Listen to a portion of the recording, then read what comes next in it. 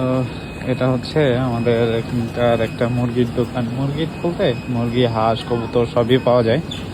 তো আজকে এখান থেকে মুরগি নিতে আসলাম আর কি। তো এখান থেকে মুরগি নিলে একটা বিষয়, সেটা হচ্ছে নিজে জবাই করে নেওয়া যায়।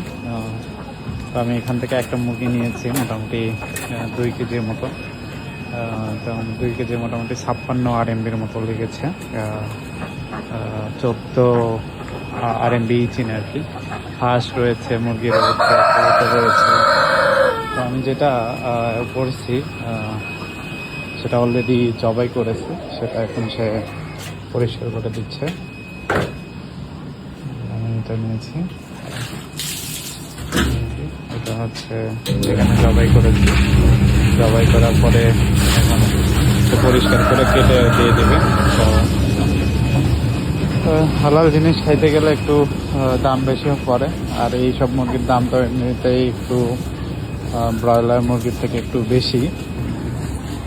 এটা হচ্ছে মোটামুটি ওখানে দেওয়া 20 RMB, বাট এটা হচ্ছে 28 RMB ইঞ্চি। এটার দাম একটু বেশি। এগুলোর দামও হচ্ছে প্রায় 28 RMB মতো ইঞ্চি।